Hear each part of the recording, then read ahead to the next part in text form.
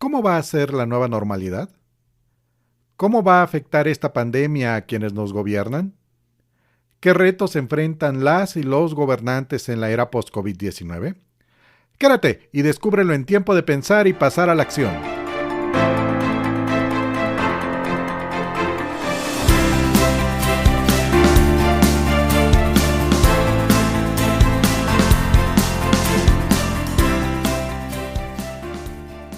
Episodio número 1. ¿Estás escuchando el podcast Tiempo de Pensar y Pasar a la Acción? El podcast en el que hablaremos sobre temas del acontecer actual que nos afectan como sociedad, así como de estrategias y herramientas, marketing político, comunicación, pensamiento estratégico, habilidades directivas y liderazgo. Yo soy Efraín Reyes, consultor político y docente universitario. Permíteme presentarte este podcast. Este es nuestro episodio número 1 y cada semana estaremos abordando temas sociales y políticos desde una perspectiva de análisis, reflexión, pero sobre todo, de qué hacer para tomar acción. A diferencia de programas de radio o de podcast de análisis o crítica política, aquí vamos a ver los temas desde diferentes ángulos, pero sobre todo proponiendo pautas estratégicas de qué hacer frente a ellos. En principio, tal vez mi visión esté influida por mi formación profesional como trabajador social y mercadólogo estratégico, por mi experiencia de más de 15 años como funcionario público en gobiernos locales, como docente universitario, pero sobre todo desde el ejercicio de la consultoría política. En episodios venideros conversaremos con colegas consultores de Iberoamérica sobre temas de investigación, comunicación, marketing, estrategia y muchos temas más sobre lo que acontece en nuestros países. Espero que te guste. Compárteme tus opiniones, sugerencias e ideas de lo que te gustaría que sucediera en este podcast.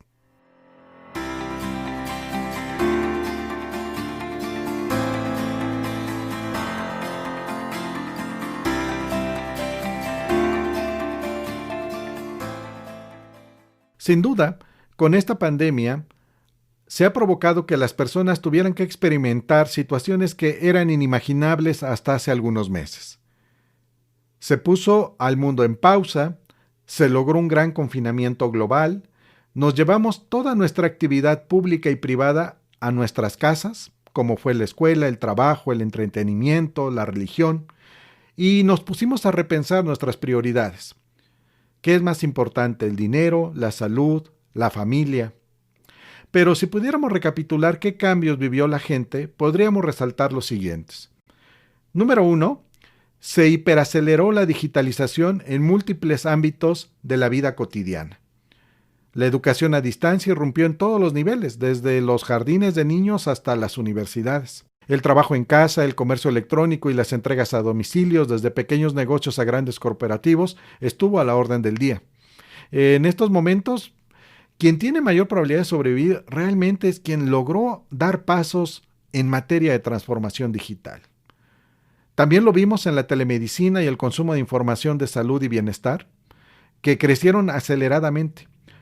Por una parte, por las restricciones que nos impusieron los gobiernos de que no podíamos salir ni siquiera al médico, salvo que tuviéramos determinadas situaciones, pero si uno tenía algunos síntomas que eran menores, la recomendación era quedarnos en casa.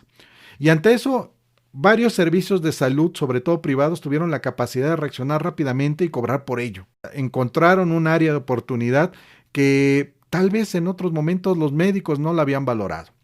Por otra parte, el consumo masivo de información, ya sea cierta o falsa, a través de Internet y las redes sociales, nos ha acompañado en nuestro confinamiento.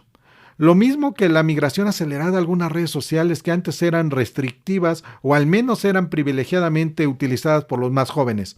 Ahora todo el mundo está haciendo TikTok. Un segundo elemento a considerar es que esta pandemia se suma al triángulo de los temores de los ciudadanos y de las ciudadanas. Hasta hace algunos meses, los dos grandes problemas que ocupaban la mayor preocupación o los mayores temores de la ciudadanía eran por una parte la inseguridad y la violencia y por otra parte la incertidumbre económica.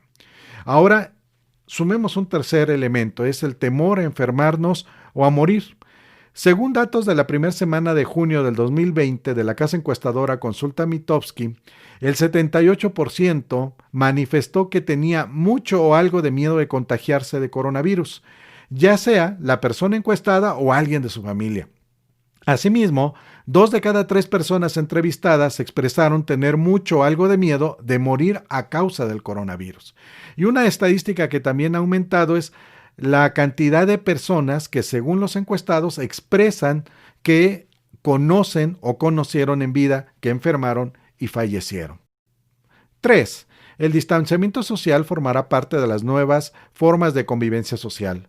Vamos a reinventar nuestras formas de saludar, de reunirnos, de convivir, de salir a la calle, usar el transporte o incluso de regresar a nuestros empleos.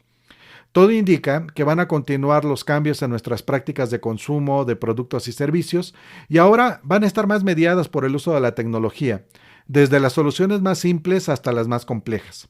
Pero lo más relevante, y ahí me quiero detener, es que las personas a nuestro alrededor van a ser vistas como una amenaza. Lo peor de todo es que ahí se encuentran nuestros familiares, amistades o colegas de trabajo. Todo el mundo tiene en este momento este temor a enfermarse o a contagiar.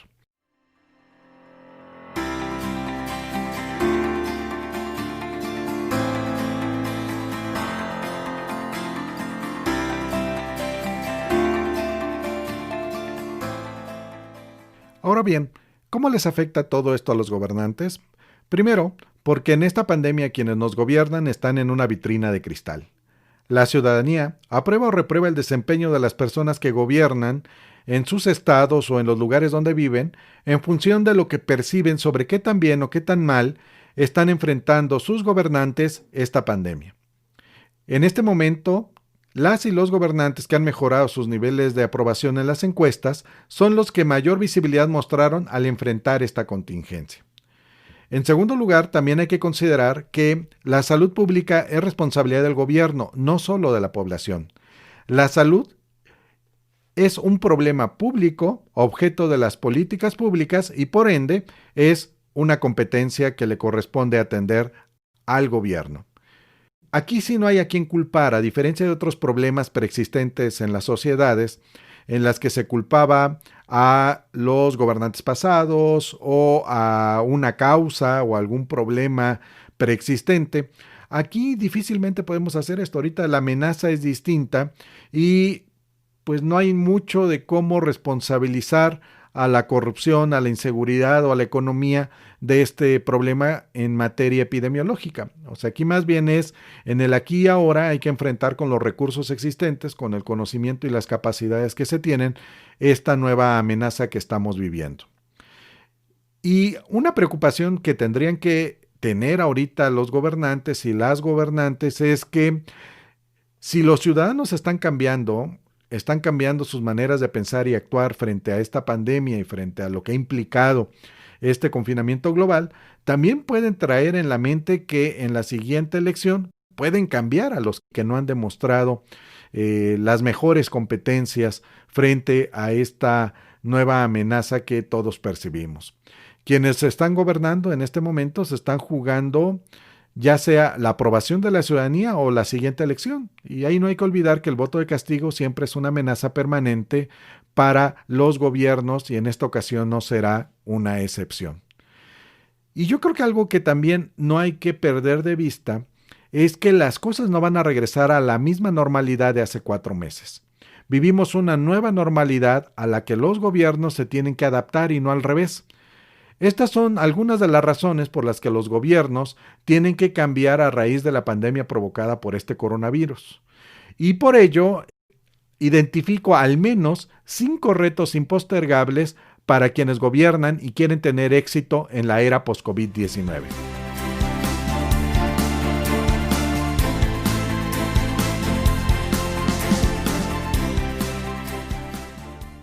Reto número 1. Acelerar la transformación digital real de sus gobiernos. No se trata de apps ni de páginas de internet, tampoco se trata de incrementar la presencia de los políticos en las redes sociales. Lo que menos queremos en nuestras redes sociales es que un político se meta. Se trata de reinventarse para hacer y hacer gobierno en el mundo digital. Reto número 2. Los servicios de gobierno deben transformarse en función de las prácticas que la ciudadanía está experimentando y que se ha ido acelerando sobre todo a raíz de esta pandemia. Ejemplo de ello es resolver trámites en línea de forma fácil, rápida y segura, como lo está encontrando en otros aspectos de su vida cotidiana, en materia de seguros, respuestas bancarias o algunos otros servicios. Los ciudadanos ahora quisieran esa misma experiencia que también se la proporcionen los gobiernos en los lugares donde viven. No hay que olvidar que los ciudadanos piensan y actúan como consumidores más que como ciudadanos. Y esto los gobiernos deberían de entenderlo y ajustarse en cierta medida a estas prácticas de consumo que los ciudadanos no van a renunciar a ellas o que van a tratar de igualar esas experiencias ahora al consumir servicios gubernamentales. Reto número 3. Impulsar la transformación del gobierno desde adentro. La digitalización siempre ha sido vista como una amenaza por una serie de percepciones e inercias internas en los gobiernos, y miren que yo trabajé muchísimos años en el gobierno, pero yo creo que ahorita sí se está viviendo algo diferente. Para la mayoría de los empleados públicos, esta cuarentena ha sido unas prolongadas vacaciones porque el gobierno no está preparado para el trabajo a distancia, como sí pudo notarse en otros ámbitos como fueron las empresas o los comercios que pudieron dar un salto hacia la digitalización. Esta cuarentena incluso va a dejar precedentes que formarán parte de la nueva agenda de los sindicatos al servicio del Estado.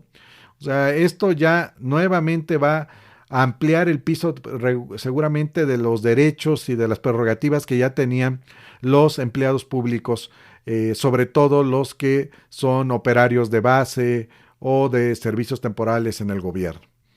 También es cierto que es una gran oportunidad para redinamizar las formas del trabajo gubernamental. Hace años era impensable que en las oficinas públicas desaparecieran las máquinas de escribir.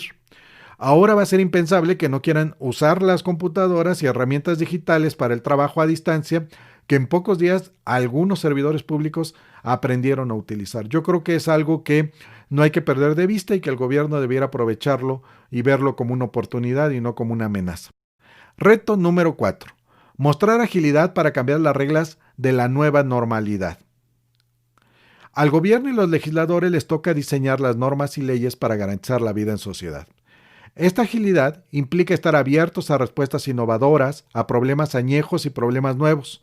Por ejemplo, ya lo estamos viviendo con la uberización de la economía. Esta se ha ido ampliando de opciones de movilidad y transporte de personas a servicios de reparto a domicilio, mensajería, transporte escolar, de oferta de servicios profesionales o cualquier otra solución creativa donde los gobiernos no habían ideado soluciones. Esta pandemia puso en evidencia que las reglas actuales ya no funcionan para nuevas formas de negocios locales o globales con modelos digitales o híbridos. Y nuevamente, los gobiernos han tenido una respuesta muy limitada frente a estos cambios que ha traído consigo la pandemia. Los gobiernos tienen que asumir que la nueva normalidad los coloca en una vitrina de cristal. Cada día serán más vigilados y evaluados y serán más criticados en sus decisiones y formas de actuación. Si los gobiernos no son ágiles, la ciudadanía sí va a ser ágil en evidenciar sus errores, y ya lo estamos viendo en redes sociales. Reto número 5. Tener una estrategia para la elección del 2021. Las demandas ciudadanas, los temores, el estado de ánimo, las consecuencias de la pandemia y el regreso a la nueva normalidad van a incidir en el clima electoral del siguiente año. Las encuestas nos dicen que todos los partidos políticos, incluyendo el partido en el poder, han bajado significativamente las preferencias electorales. Si la tendencia sigue así, muchos que actualmente gobiernan se pueden llevar una gran sorpresa el siguiente año. Por ello, ganar no será cuestión de suerte, sino de método y estrategia. En resumen, frente a los cambios producidos por la pandemia, que nos ha impactado a nivel global y local, los gobiernos, y sobre todo en nuestro caso de México, tienen al menos 5 retos inmediatos si quieren sostener niveles adecuados de aprobación ciudadana y salvar esta nueva etapa que viene de la nueva normalidad en nuestro país.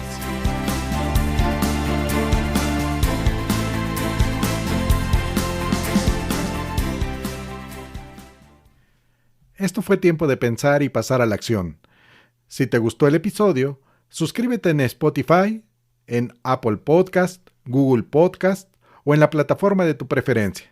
Si deseas las notas de este episodio, ve a efrainreyes.com y descárgalas. Nos vemos en el siguiente episodio. Hasta la próxima.